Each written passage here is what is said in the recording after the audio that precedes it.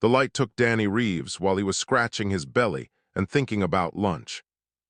One moment he was floating in the cargo hold of his small transport ship, enjoying the zero gravity and a protein bar. The next moment, white light filled everything. His body went stiff. The protein bar drifted away from his fingers, and then Danny was somewhere else entirely. He blinked awake on a cold metal floor.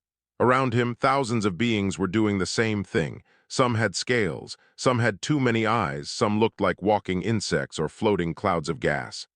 Danny sat up slowly and looked at his hands, still human, still 5 fingers on each.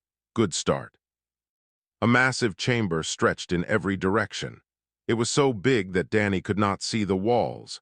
Just endless rows of confused beings, all waking up, all looking around with the same expression of shock.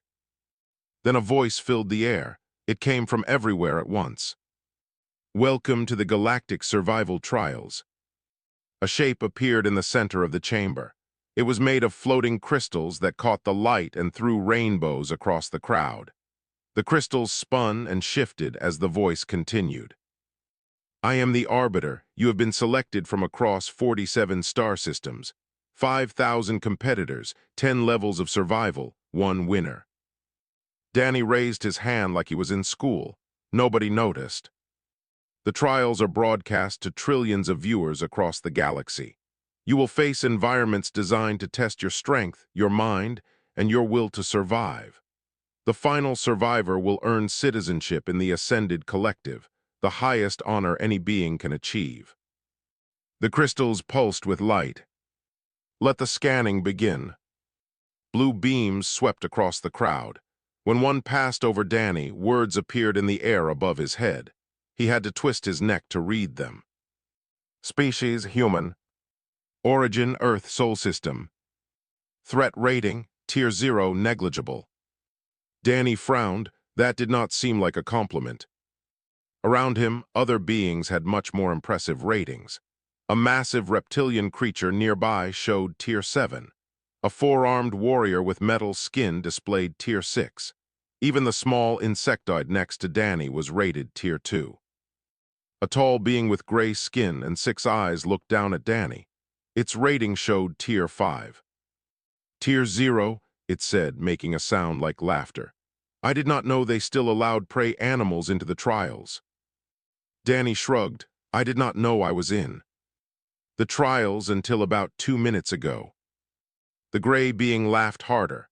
Others nearby joined in. A betting pool formed almost instantly. Viewers across the galaxy placed wagers on which minute of level 1 the human would die. The most popular bet was under 5 minutes. Danny did not know about the betting. He was too busy wondering if there was anywhere to get coffee in this place. The Arbiter spoke again. "Level 1 will begin in 10 standard minutes. The culling grounds, a toxic jungle environment, 80% elimination expected in the first rotation." 80%. Danny did the math. That meant 4,000 beings would die in the first round. He looked around at the confident predators, the armored warriors, the creatures with claws and fangs and poison and technology built into their bodies. Then he looked at himself. 1 protein bar in his pocket, a cargo hauler's jumpsuit, soft human skin, no claws, no armor, no special abilities. "Wonderful," he muttered. A small insectoid creature appeared at his elbow. It had delicate wings, large black eyes, and thin limbs that clicked when it moved. Its rating showed Tier 2. "You are the human," it said. Its voice was soft and clicking. "My name is Prill. I have never seen your species before." "Danny, nice to meet you." He offered his hand. Prill stared at it with confusion. "Sorry, human greeting, you shake it." Prill carefully touched his hand with one thin limb. "I do not think you will survive the first level, Danny human, but I wanted to say hello before you died." "Thanks, that is very kind." "You are welcome." The countdown reached 0. Massive doors began to open around the edges of the chamber. Beyond them, Danny could see green, dense jungle, mist rising from dark ground, strange sounds echoing from deep within. The other competitors rushed forward. They ran on legs and tentacles and wings. They pushed and shoved and snarled. They were ready to kill and survive and prove themselves to the watching galaxy. Danny stretched his neck. He cracked his knuckles. He took a deep breath. Then he walked toward the jungle like he was heading to the grocery store. Prill watched him go with her large black eyes. She had seen many strange things in her short life, but she had never seen anyone walk toward death with such complete calm. "Strange creature," she whispered. Then she followed him into the green. The air in the jungle tasted like burning plastic and rotting fruit. Most competitors immediately started choking. Their lungs were not made for this kind of atmosphere. Danny sniffed once and wrinkled his nose. "Smells like my uncle's basement." He tore a strip from his jumpsuit and wrapped it around his face. Then he grabbed some thick leaves from a nearby plant and stuffed them into the fabric. The plant fibers would filter out the worst of the toxins. It was not perfect, but it was enough. Around him, beings were dying. Some collapsed from the air. Others were killed by the massive creatures that lurked in the shadows. A few managed to find breathing equipment, but they became targets for those who did not. Danny ignored all of it. He walked deeper into the jungle, found a thick tree with wide roots, and built a simple shelter. He gathered edible plants. Most of them would be poison to other species, but humans could digest almost anything. He set up simple traps using vines and bent branches. Then he lay down and went asleep. He woke up to screaming. 3 bodies lay around his shelter. They had tried to attack him in the night. His traps had done their work. One had been caught in a vine snare. Another had stepped into a pit covered with leaves. The third had triggered a falling log. Danny looked at them for a moment. Then he shrugged, took their supplies, and went back to sleep. When level 1 ended, only 900 competitors remained. Danny was one of them. The betting pools across the galaxy went crazy. Nobody had expected the Tier 0 human to survive. Level 2 was called the Drowning Deep. It was an underwater maze filled with tunnels, dead ends, and hungry things with too many teeth. Air pockets were rare. Most competitors had about 30 seconds before their lungs began to fail. Danny took a deep breath and dove. He stayed underwater for nearly 4 minutes. The other beings watched from behind their breathing masks with disbelief. They did not know that humans had evolved from creatures who lived near water. They did not know about free diving, about the mammalian dive reflex, about the way human bodies could slow down and stretch their oxygen. Danny swam through the dark water calmly. He caught bioluminescent fish and used their glow to light his path. He read the currents, felt the way the water moved, and followed it toward the exit. He found Prill drowning halfway through. The small insectid was sinking, her wings waterlogged. And useless, her large eyes were closing. Danny grabbed her, pulled her to the nearest air pocket, and held her above the surface until she coughed up water and started breathing again. "Why?" Prill gasped. "Why save me? I am competition." Danny shrugged. "You said hello to me, that was nice." He finished level 2 in record time. Most competitors were still at the entrance when he reached the exit. Level 3 was the Burning Wastes. An endless desert under 3 suns. The sand was hot enough to melt most organic materials. The radiation was strong enough to kill in hours. There was no water, no shade, no mercy. Danny looked at the desert and smiled. "This is nothing," he said to nobody in particular. "You should see Arizona in July." He traveled at night when the suns were down. During the day, he built simple shelters using reflective materials from his jumpsuit and dead competitors' equipment. He found water by digging deep and looking for damp sand. He taught Prill how to wrap herself to avoid radiation. Other competitors collapsed from heat exhaustion. Their bodies were not designed for temperature regulation. They overheated and died. Danny sweated. That was it. His body released heat through water, adjusting his internal temperature automatically. A simple biological trick that most galactic species did not have. He shared his water with struggling survivors. They stared at him with confusion. Why would anyone help their competition? Danny did not bother to explain. He just kept walking. When level 3 ended, only 200 competitors remained. Danny had not killed a single one directly. He had simply outlasted them all. Across the galaxy, trillions of viewers were watching. The human had become a phenomenon. Message boards exploded with discussion. Scientists began studying Earth, trying to understand how such a small, soft species could produce such a survivor. The Arbiter sent a private message to the Overseer Council. The human is becoming a problem. His survival is statistically impossible. His methods are unconventional. His continued presence is affecting competitor morale and viewer expectations.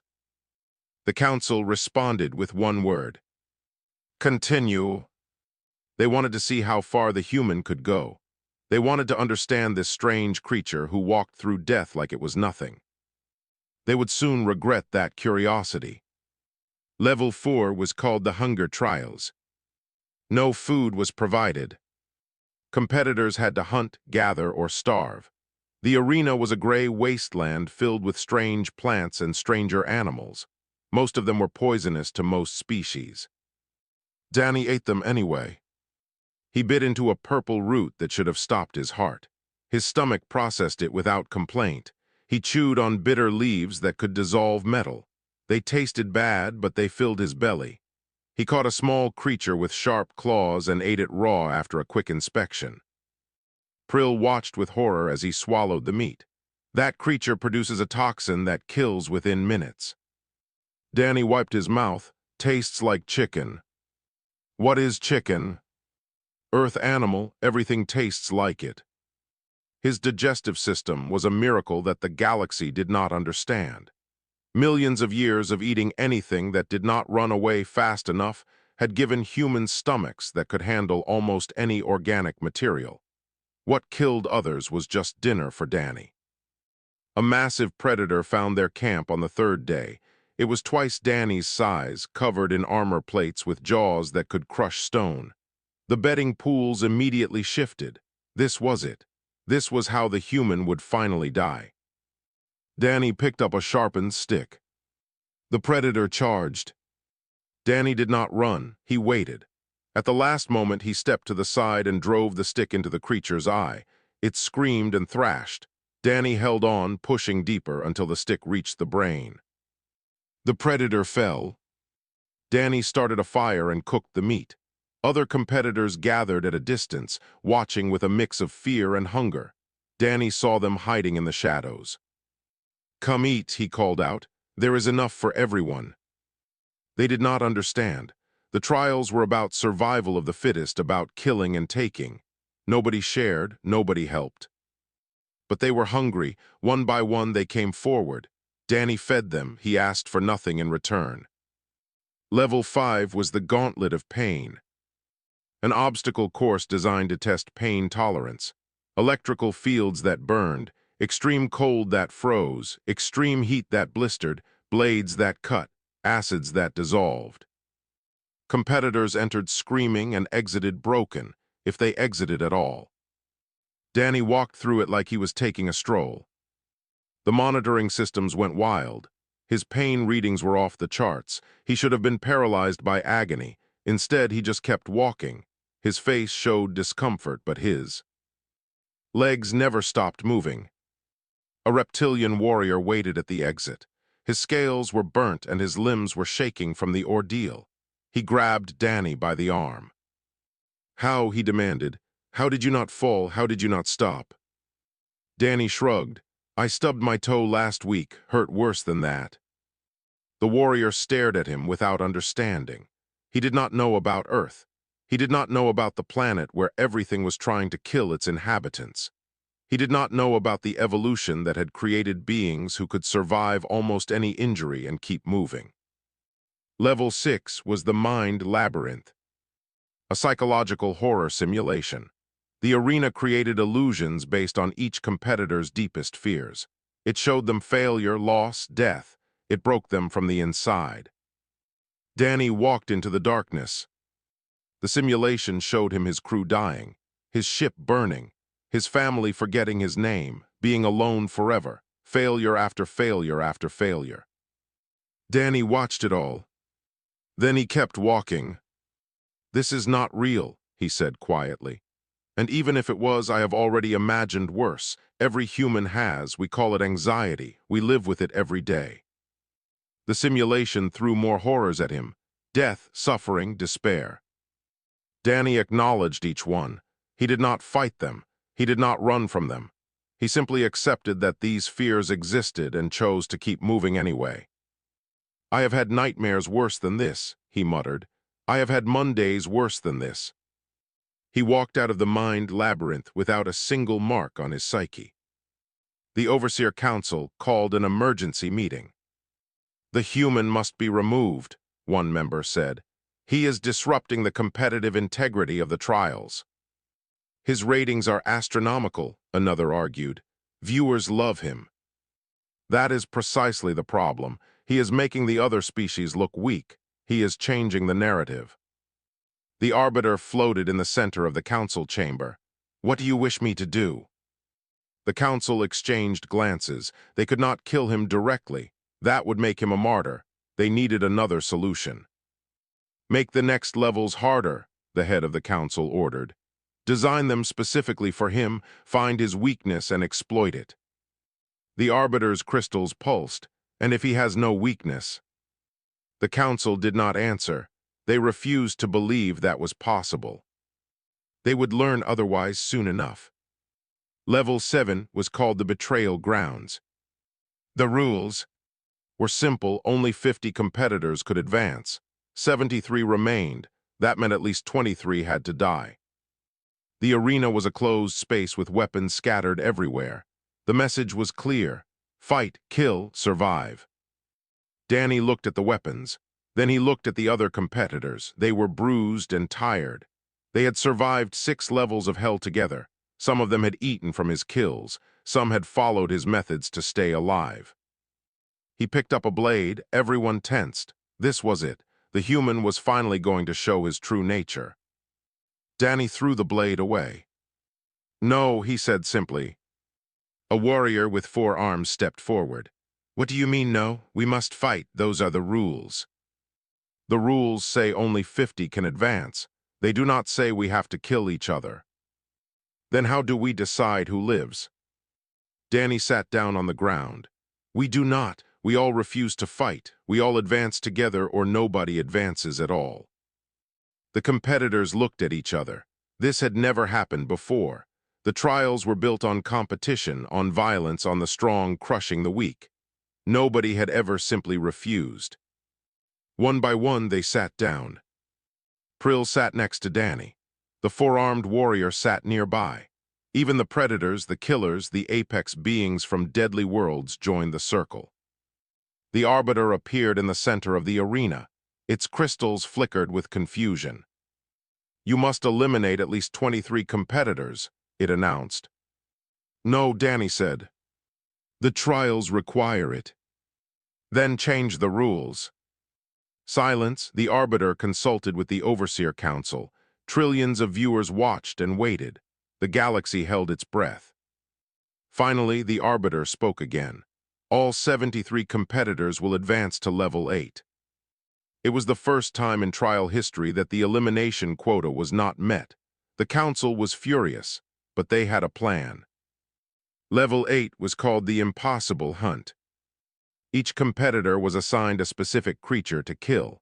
The creatures were designed based on each species' weaknesses.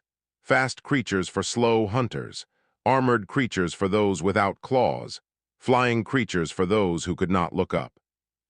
Danny's creature was special. The overseers had engineered it specifically for him. It was immune to physical damage. Its skin healed faster than any wound. It released pheromones designed to paralyze human nervous systems. It moved faster than human eyes could track.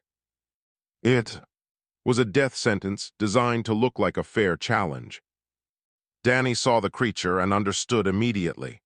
The way it moved, the way it looked at him, the way it seemed too perfect against everything he could do. "They are cheating," Prill whispered beside him. "Yes," Danny agreed. "What will you do?" "Adapt." He did not attack. Instead, he watched. For 6 hours, he sat in the arena and studied the creature. It circled him constantly, waiting for him to make a move. The pheromones washed over him, making his arms heavy and his thoughts slow. But he did not stop watching. He noticed that the creature used sound to navigate, high-frequency clicks that bounced off surfaces. It was practically blind in the visual spectrum, but could hear a heartbeat from 100 meters away. Danny found hollow reeds near a stream. He experimented with them until he could produce sounds similar to the creature's own navigation clicks. Then he led the creature toward a cliff. The false sounds confused it. Its own navigation told it the ground continued forward. Danny's sounds told it the same thing. The creature ran off the cliff and fell 200 meters onto sharp rocks below. The impact killed it instantly. Danny stood at the edge and looked down at the broken body. He was tired. The pheromones had taken more out of him than he wanted to admit, but he was alive. Prill found him there an hour later. "The overseers are angry," she said. "They did not expect you to win.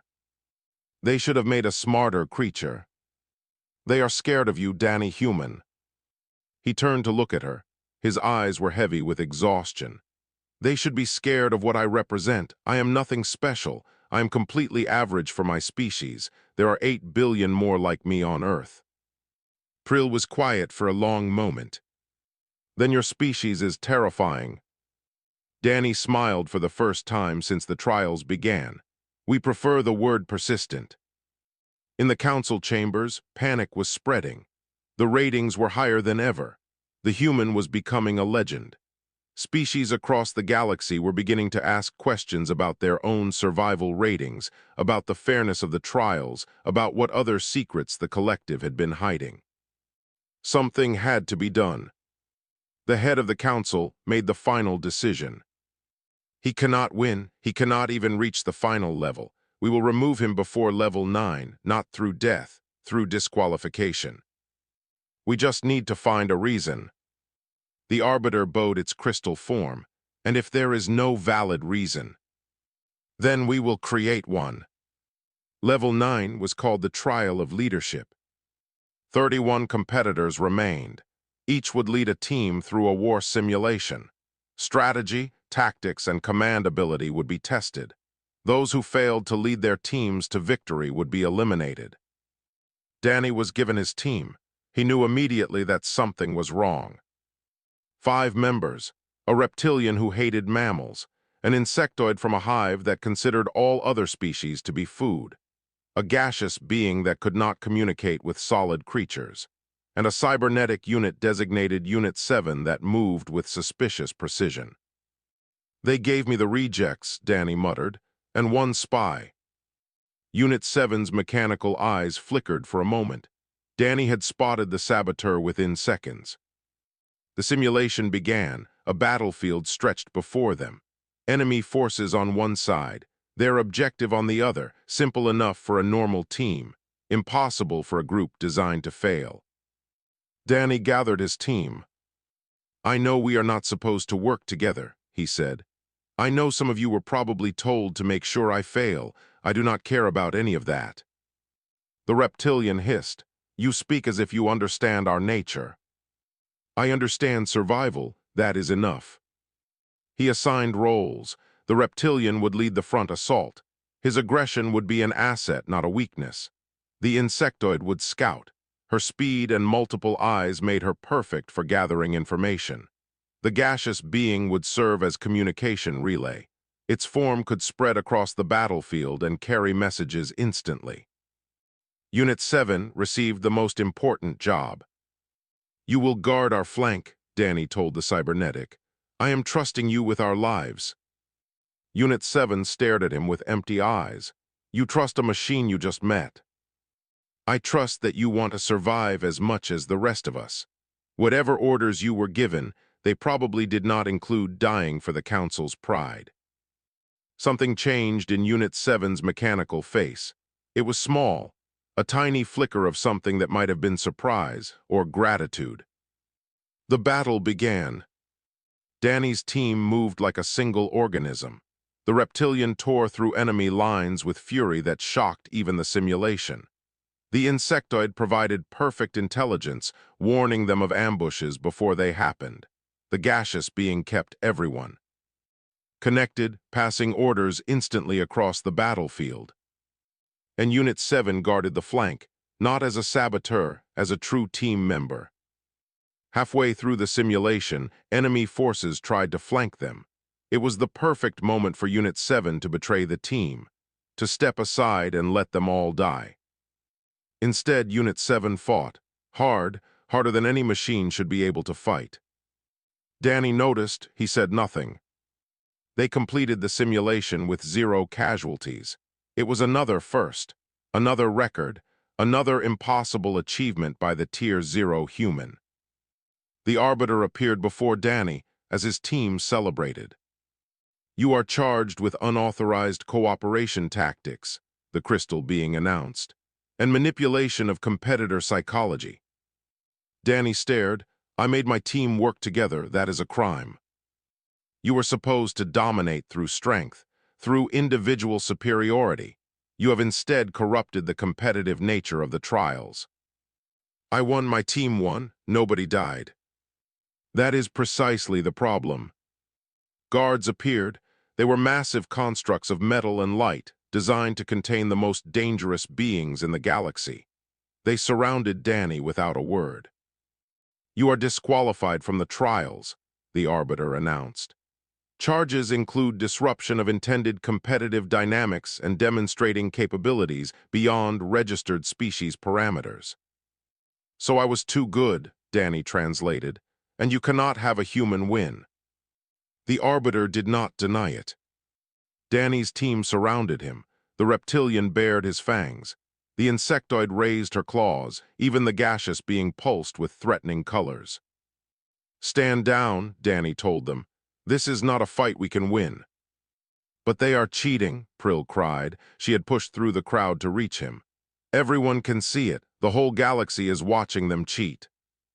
Danny smiled. He looked at the cameras floating around them, at the trillions of eyes across the stars watching this moment. "Yes," he said quietly, "they are." The guards took him away. He did not resist. He walked with his head high and his back straight. But he was smiling, because he had seen the crowds. He had seen the anger in the eyes of the other competitors. He had seen the messages flooding across galactic networks. He had seen what was coming. The Council thought they were removing a problem. They had just created a symbol. The riots started within hours. 12 star systems erupted in protest. Viewers who had watched Danny survive 9 levels of hell now watched him dragged away in chains. The anger was immediate and overwhelming. "Human WAS robbed" became the most used phrase in galactic history. It spread across every network, every planet, every species. Beings who had never agreed on anything suddenly agreed on this. The trials were corrupt. The Council was afraid, and the human deserved to win. In the arena, the remaining competitors refused to continue. Prill stood at the center of them. The small insectoid who had once bet on Danny dying in the first minute now led a rebellion in his name. "If he is disqualified for being too good, then these trials mean nothing," she announced. "We will not participate in a game that punishes excellence and rewards corruption." The other competitors stood behind her. Reptilians, warriors, predators, prey, all of them united, all of them refusing to take another step. The Arbiter tried to force them to continue. They sat down and waited. The Council threatened disqualification for all of them. They did not move. For the first time in history, the galactic survival trials ground to a complete halt. In his holding cell, Danny was given a small communication device. A reporter appeared on the screen. She was from a neutral news network that broadcast to half the galaxy. "Danny Reeves," she said, "you have become the most famous being in galactic history overnight. What do you have to say?" Danny scratched his head. He looked tired. He looked like a man who just wanted to go home. "I did not enter to win," he said.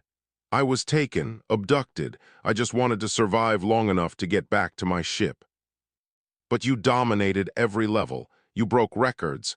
You united competitors who should have been enemies. Danny shrugged. I just did what humans do. We adapt, we endure, we help each other when we can. He paused. If that is against the rules, then maybe the rules are the problem. The interview spread faster than any message in galactic history. Species who had never heard of Earth began researching the small blue planet. They found a world of extremes, burning deserts, frozen wastelands, crushing depths, poisonous atmosphere, and in the middle of all that horror, a species that refused to die. The council called an emergency session. We have lost control, the head of the council admitted. The human has turned the entire galaxy against us. Remove him. Permanently, one member suggested. Accidents can be arranged. If he dies, he becomes a martyr. We will have revolutions on every planet. Then what do we do? The arbiter floated forward. Its crystals pulsed with something that might have been resignation. We give them what they want. We end the trials. We admit our failure. Silence filled the chamber. And the human? We offer him citizenship in the collective, the highest honor. He will refuse, of course, but the gesture will calm the public. The council voted. It was unanimous. 2 days later, Danny Reeves stood before the galaxy once more. The arbiter floated beside him. Cameras broadcast to every corner of known space. The galactic survival trials are permanently discontinued, the arbiter announced. Effective immediately. Additionally, the human known as Danny Reeves is offered full citizenship in the Ascended Collective, with all rights and privileges therein. Danny looked at the crystal being, then he looked at the cameras. No thanks, he said. I have a cargo route to finish, but I will take that coffee you promised. Silence. What coffee? When I was first abducted, someone mentioned there would be refreshments. I never got any. I would like some coffee now. The arbiter had no idea how to respond. Neither did the council. Neither did the trillions watching across the galaxy. Danny Reeves, the human who had broken the trials, who had united enemies, who had terrified the most powerful beings in existence, just wanted coffee. 3 days later, Danny was back on his cargo ship. It was small and old and smelled like recycled air. It was home. His communication panel lit up with messages, offers from governments, invitations from warriors, requests from scientists, proposals from beings he had never heard of. He ignored them all. Prill's face appeared on his screen. She was smiling. Insectoids did not usually smile, but she had learned from watching him. You changed everything, she said. You know that, right? Danny pulled his cap over his eyes. I just wanted to survive. You did more than survive. You showed the galaxy what humans are capable of. Danny was quiet for a moment, then he spoke softly. I am nothing special, Prill. I am just an average cargo hauler from an average planet. If I can do what I did, imagine what the rest of us can do. Prill nodded slowly. That is exactly why they are scared of you. Danny smiled under. His cap good. He closed the communication channel and set his course for home. Behind him, the galaxy was changing. Humans were no longer rated Tier 0. Species that had never cooperated were forming alliances. The old systems were crumbling. And it had all started because one tired human refused to give up. Danny Reeves closed his eyes and finally got his nap. He dreamed of coffee,